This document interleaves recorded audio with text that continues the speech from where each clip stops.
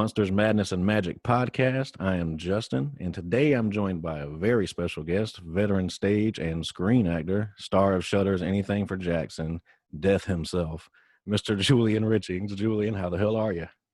I'm doing very well, thank you. What an introduction. Death himself. I love it. Yes, sir. So, Julian, do you have a eureka moment that you can recall from early in life, that maybe a specific performance or film that you saw where you just decided to pursue acting as a career? You know, I've always been an actor. I realize that as I get older and I look back, I've been asked the same thing before, and I actually can't find a turning point. But I realize that I'm a middle child. I grew up with brothers on either side of me. And I've always been a bit of a performer, and I've always been different with each brother, you know, like and with everybody in my family and my friends, you know, there was that recognition that, oh, I can be this way with this guy and this way with another guy. And so I was aware of my chameleon qualities, I guess. I mean, without, you know, I don't go around wearing disguises and being an entirely different creature with one person, but there is a sort of a shifting, you know. Right. And what happened was that my older brother had this unique talent. He started to build a bunch of scenery in our backyard. Like he would create a circus or a showground, like a fairground stall and stuff. And guess who he got to be the ringmaster and be the stunt guy? He got his younger brother, which was me. And so he threw me in at the deep end, like doing all these things and, you know, basically filling out his creative urges, you know, and being the guy that inhabited them. So right from an early age, I performed and I enjoyed performing, and I've just continued. I guess the biggest shift is when you go from just enjoying it to going, wait a minute, I'm going to make a living doing this. Right. You know what I mean? Yeah. And that was kind of, that was a gamble, because I don't come from a background of entertainers or anything like that. So that was the moment where I went, yeah, I'm going to keep doing it. I have to keep doing it one way or another.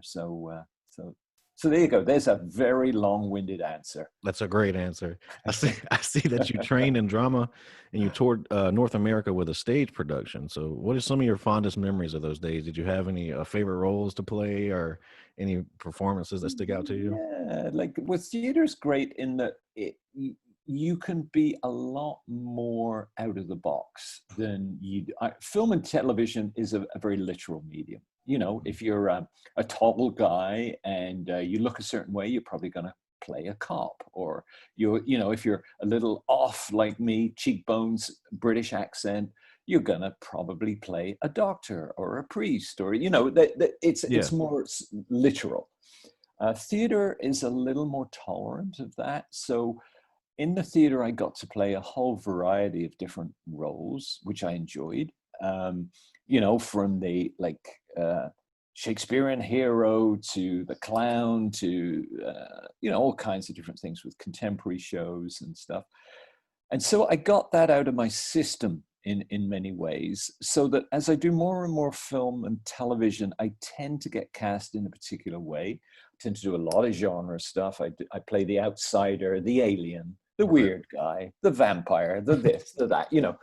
But I don't kind of secretly go, oh, if only I could play the romantic hero. I'm quite happy to embrace what I'm given. And I'm quite happy to also bring that theater background into the stuff that I play, so that hopefully if you see me playing some crazy, I don't know, let's say kind of guy that lives on his own and is a little bit unusual, like I hope to bring an element of humanity and other colors to that guy.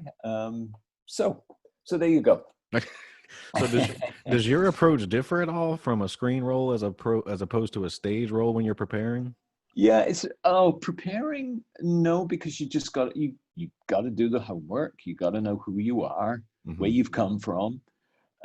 what the parameters of the story are, what the style is, whether it's big or naturalistic or whatever it is. So you got to do that homework. And that's always the same, no matter what you're doing. But the actual execution is different. In theater, it's much more the actor is in charge, and lights and directions and everything follows the actor. And so does the audience's eyes. But of course, in film and television, the camera directs everything and the editor has the final say. So it's a much more technical medium for an actor. And I actually like it. I enjoy knowing that I have to walk across, open a drawer, put my head at a certain angle because I know the light will hit my glasses in a particular angle and make me look a certain way. I'm comfortable with that. That doesn't bother me, and it doesn't upset my sense of actor's pride, going, but my character would never do that. I'm able to kind of go, okay, so I'll figure out why I'm going over there, but I do know once I get there, I got to tilt my head like that so that the light will hit my glasses. So more technical stuff going on. Yeah, but that's fine. But it does certainly, it changes the dance of the actor, and it makes it more aware of all the technology around you. And that's cool. So I'm assuming you've done a lot of work in the UK. Have you noticed any major differences between auditions in the United States and in the UK? Well, I came from the UK in the 80s, so I've been over here a long time. I've been over here like 35 years. I go back occasionally, but only, because I've been cast in a specific thing. So I don't have really great insights into the way the industry is there. But I do know that really we've all gone through a transformation in the last 5 to 10 years because of technology and because of self-tapes. Here am I in Toronto, I can easily put myself on a self-tape for something in LA or Atlanta, Vancouver. Whereas in the old days, you would have to go to a casting director, and you would actually have to go in person, and you would have to prepare, and you would have a sense of performing in the room with other people. Right. Now you don't necessarily have to do that. So I would say more that there's less of a difference between the UK and North America. It's more that things have evolved, with the changing times. Got you. So my first experience with your work was the movie Urban Legend. Oh, that's a film. You got some horror heavy hitters in there. You got Robert Englund. He's the professor. Brad Dourif is the gas station attendant, which he's not even credited in that movie, I don't believe. That's right. Yeah. But your role is I think you're even credited as creepy janitor. You still stick out in that movie. Like, what is your what kind of experiences do you recall from that movie and being on set with Robert Englund and such? I enjoyed it a lot. I enjoyed it. It's one of those red herring roles where you go, okay, do everything that you can to make it look like you're the creepy murderer guy, which wasn't very difficult for me. But, so they set me up beautifully to do that, and all the stuff that I had, all the kind of lurking in shadows and appearing and being, monosyllabic, basically, it was just a lot of fun. And I got to tell you that was no exception. A lot of the movies that I've done, and that mainstream and indie, I have fun doing them because I'm one of those fortunate actors that gets to play roles that are generally they're pretty fun, and they don't necessarily carry the weight of a movie. They introduce a primary color into things, and you just play the primary color. You don't worry too much about the long journey ahead. Right. So you've played a death-ish role several times since your role on Supernatural. You seem to be really good at it. Did you have to audition at all? Well, it's cheekbones and a British accent, right? It's like the way it's my good looks that do it. Mm-hmm. Now, ever since I was in my mid-20s, I would always be cast as either a doctor or a funeral director. I thought it was funny that it would be like saving or burying people. Exactly. And as I got older, it's become more and more inevitable that I've graduated from a human undertaker / funeral director to the Grim Reaper himself that actually dispatches people. I guess that's what comes with age and seniority, is that you get the job. So yeah, it's always been part of my bandwidth. I mean, that, Aliens, a very specific kind of outlier in many ways. Right. But again, like I told you earlier, I embrace that, and I try and make them all as nuanced as interesting as possible. And I think you do a great job. Just as a side note, I've always thought, specifically in the 90s, that you would have been perfect for an H.P. Lovecraft biopic or something of the sort. Oh So yeah, that yeah, would have been yeah. great. You're not the first person to tell me that, but hey, as an actor, you keep going. It's interesting. A lot of people go, "Why did you choose a certain role, or why didn't you go for this, that, and the other?" Well, we're all kind of fish in the ocean of the industry, and we kind of swim where we can, or where we get plucked, and we Right. just go with it. We go with the tide. So, what's your opinion on how Supernatural has been able to enjoy longevity when most shows just sort of fizzle out after 5 or 6 seasons? Well, it comes down to the chemistry between the two boys, Jared and Jensen. I mean, those guys, a whole generation, or well, actually 2 or 3 generations, has watched them grow from being really young kids to mature guys with a really clear worldview. But I think so. They like each other, which is great. They're good together in scenes. They're always alive and aware. They're not just phoning it in. And the other thing is that they're actually really good actors. And so you get a character like Death in Mhm. Supernatural that comes in out of the blue. Season 5, it's already this whole bandwagon that's been established, and it's going. And a guy like me arrives, and I have a long scene with Jensen in a pizza parlor. It could be a pretty awful experience for an actor like me if someone like Jensen was, not as available and generous as he is. Right. But because he's such a fine actor, he kind of goes, okay, I'm going to have fun here. I'm going to play the scene. I'm going to make this guy look scary by being scared. I'm going to make the stakes of the scene bigger and better. And as a result, we had a real dance. It was a real kind of a fun thing. And over the years, over the seasons, it developed as a relationship into almost like stern uncle and naughty nephew kind Yeah. of thing. I mean, it wasn't that, but On a there cosmic was scale. that element to it. Yeah, yeah, yeah. So there was, in other words, he gave lots, Right. and Jensen and Jared are like that. And Misha, who over the years has become more and more of a factor within the show, brings the same kind of talent and the same generosity, so that there's Right. an energy there. And so I don't think it's ever gone stale. And the writers have been, they've been brave enough to upset people, to make decisions that keeps the show fresh too. I mean, they killed me, for Yeah, instance. exactly. I was God pissed damn about that it! for a long time. How dare they? But I mean, that's exactly one of those choices where they go, well, we've got a character here. We've established him. It's good. It's going in a nice direction, but we need to step it up a bit. We need to shift and change, and Hmm. they're not afraid of that, Right. and they're not afraid to go and parody themselves and not take themselves too seriously, and then go meta, go this, go that. So Right.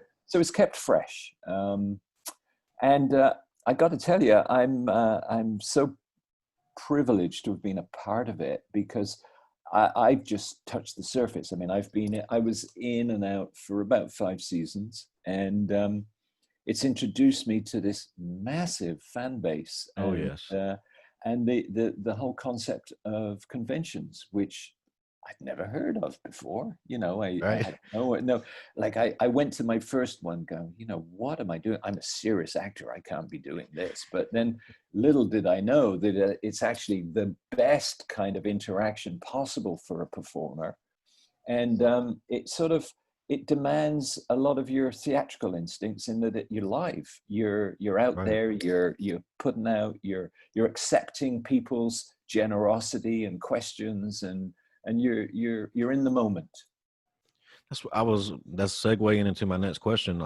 Um, have you ever been involved with a cast that is that close together and they just seem to really enjoy each other's company genuinely, and they're all friends? Absolute. No, I haven't. I haven't. And especially for something as long standing as that, Hmm. you know, if sometimes in theater or in a movie, you're thrown together intensely for, you know, 2 months, 3 months, something like that. And you get very close. But we're talking about, you know, 15 years Yeah. here, which is an extraordinary amount of time. What it means is that over the years, a group of people have sort of gravitated towards the nucleus of performers that come in and go out and come in. You know. Uh, well, there were just so many that I could name, but they also become like Rob. I'm just going to say Rob Benedict, and yeah, they become an integral part not just of the show, but of the convention circuit, of the infrastructure of what Right. makes the show tick. Hmm. And they bring different skills too. Richard Speight, who's directed most, well, not most, but quite a few episodes in the last couple of seasons, Hmm. brings not only his skill as an actor, but as an amazing host for conventions, as a like a musician. Like Hmm. there are so many overlaps there, and it feels that it's keeping people vital. So there's a nucleus probably of about 20, 25 people who, even though they don't work together all the time, can interconnect very easily on the convention circuit and feel like family within minutes of seeing each other. And I've also heard that they're still going to continue those even after the show is wrapped up. Well, yeah, because I mean, it is a community, it's a family, and people want to keep in touch, not just with us as performers, but with each other. I think it represents a network of people that really enjoy each other's company and have been through a lot of different things together. And it's generational. I mean, I couldn't believe I've been to a few now where the show's been going long enough where I've talked to gran, daughter, and granddaughter all together, all Right. Supernatural fans, because of Netflix and because you know you got new generations of people watching the show. Yes, sir. So it's fascinating.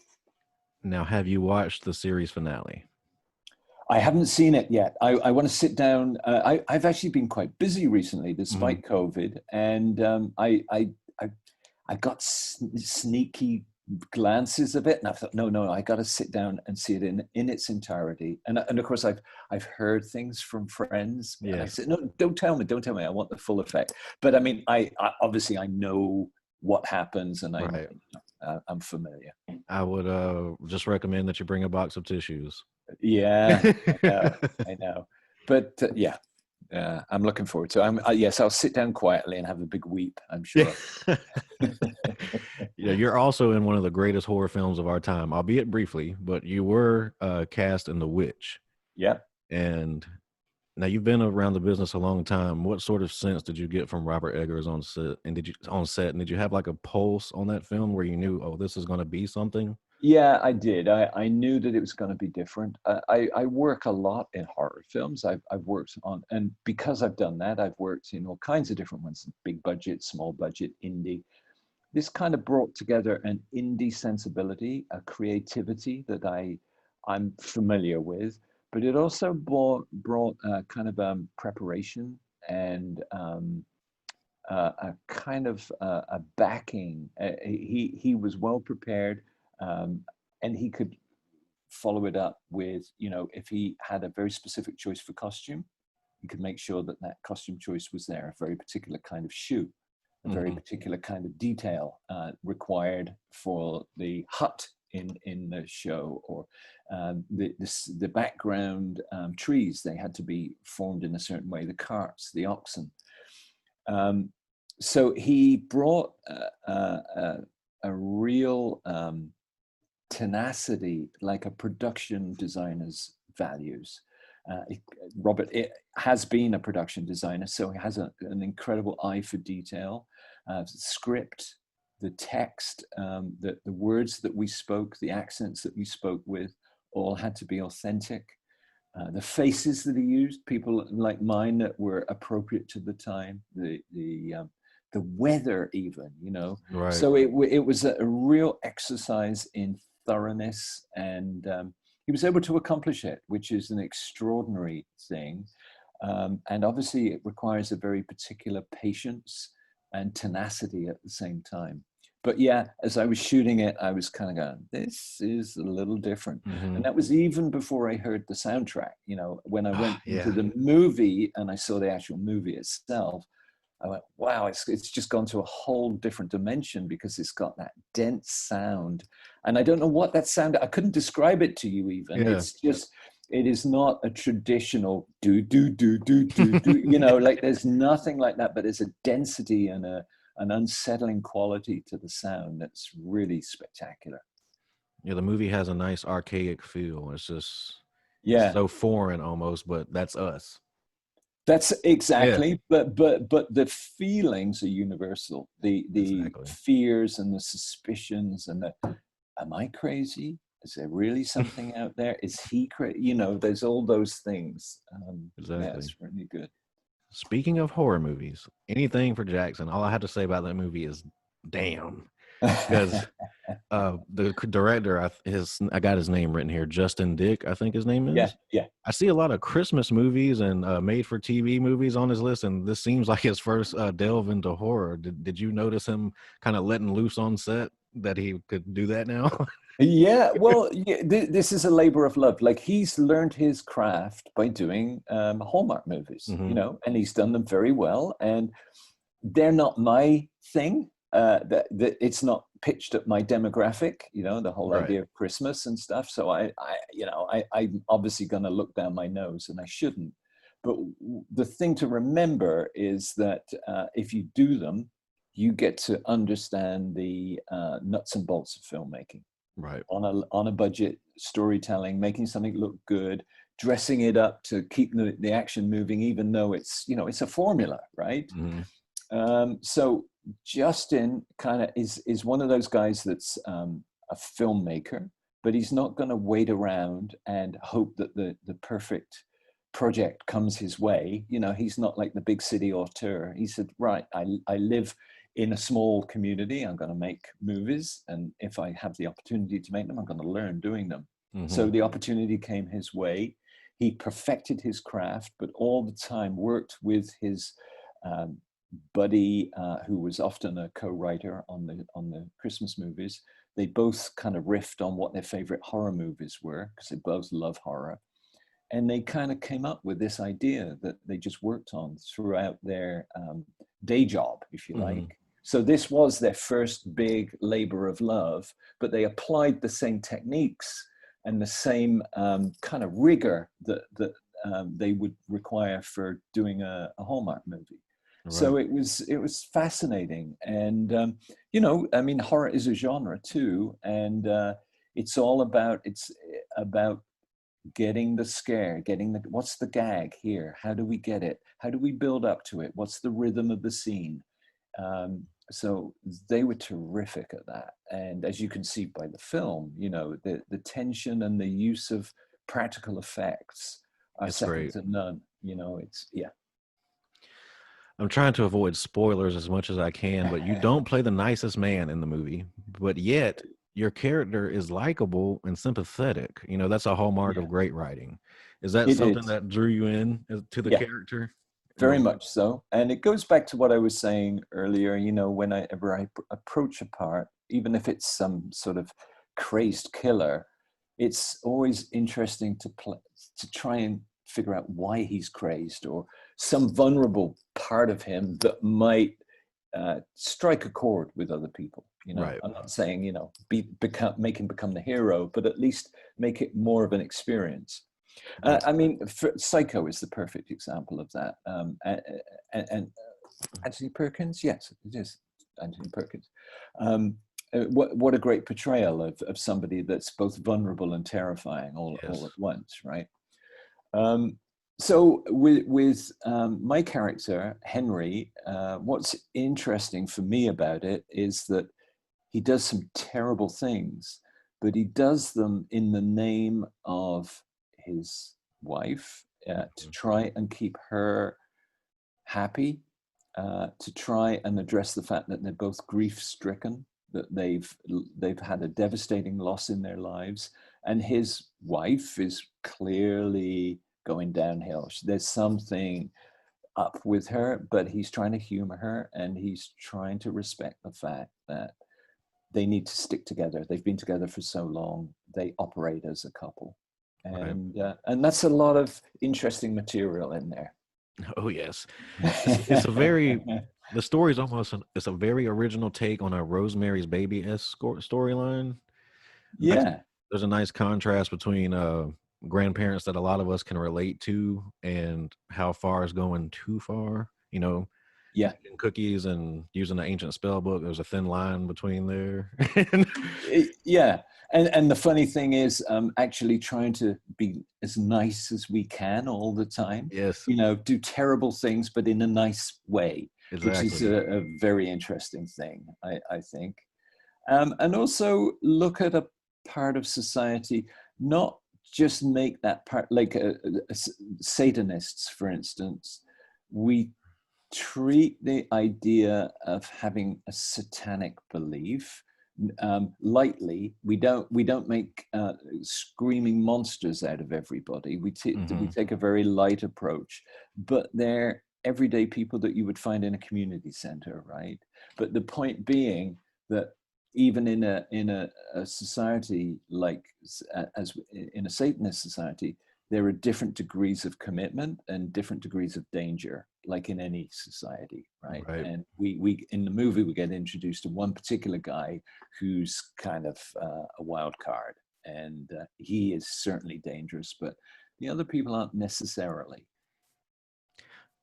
You guys were very believable grandparents. I just have to ask, did you think back to when you were a kid and things that your grandparents maybe did, or maybe recall to those memories to Yeah, iron the actually, character out? more Or? than that, more than memory, more about my own feelings, my own paternal feelings, I guess. I mean, and also I've been married for a long time, a long time relationship. I have kids, I don't have grandkids, but very much the whole couple dynamic of doing things in the name of the children, in the name of continuity.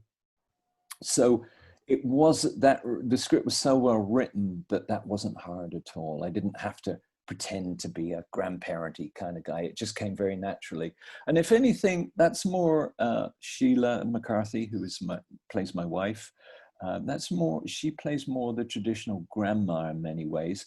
I'm more the older professional doctor. I still work, I haven't retired yet, and I have a Hmm. practice. So there's a side to me that's still in the workforce.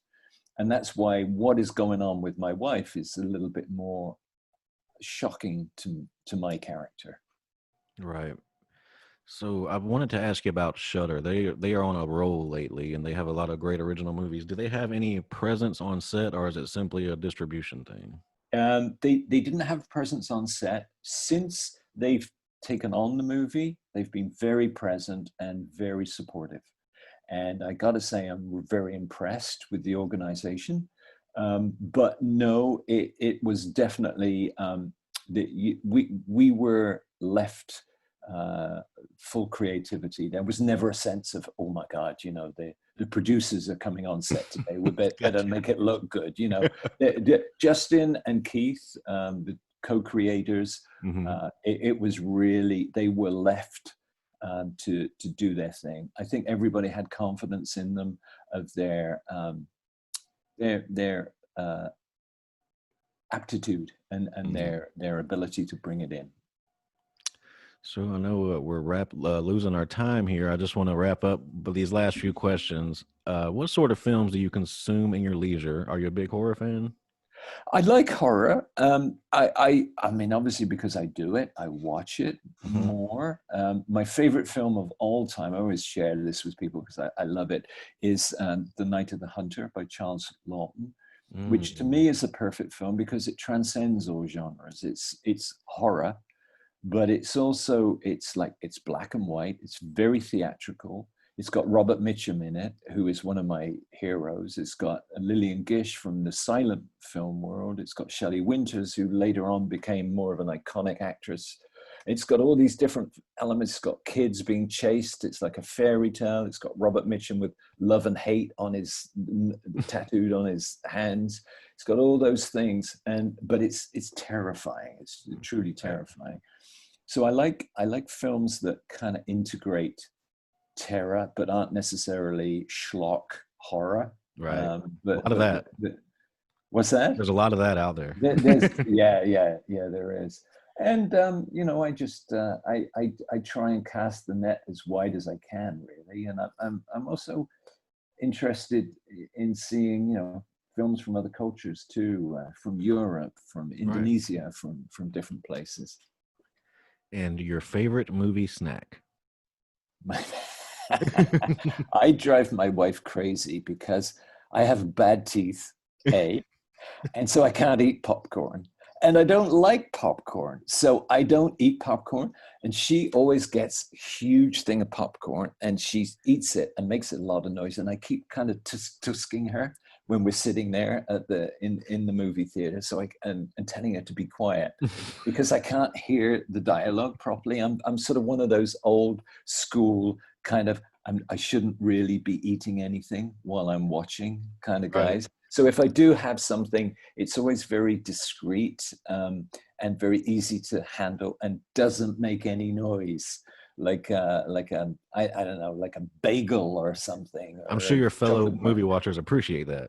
Yeah. No wrinkling of papers, and I guess that goes back to being in theater too. Like it's a disaster if you're live on stage and there's someone opening a candy in the front row. Not only you are aware of it, you're forgetting your lines, and also all the rest of the audience are doing it. Yeah. Right. So do you have any other projects on the horizon you want to tell everyone about? Maybe something? Yeah, I'm because of COVID, a lot of stuff that I've been in over the last 18 months has sort of come to fruition right now. So it's becoming available. It's gone to different festivals. So I'm in about 4 or 5 different features at the moment. One of them is Stardust, which is the movie about David Bowie just before he became Ziggy Stardust. There's another one called Vicious Fun, which is a horror movie made with some guys I've made a couple of other features with. So that's kind of a fun thing. And I've just been shooting Stephen King's series, Chapelwaite, which is based on his short story, Jerusalem's Lot. Oh, good. And it's being expanded into a 10-episode series for Epix. Oh, so it's very cool.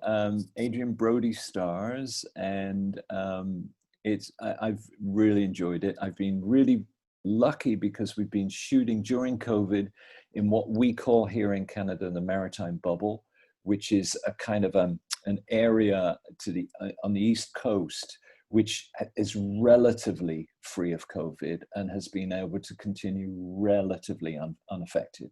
I mean, on a film set, obviously everybody is very conscious and keep having tests, et cetera. But we've been able to pull it off and do a 10-episode series, which hopefully will be out, I guess, in the summer, fall.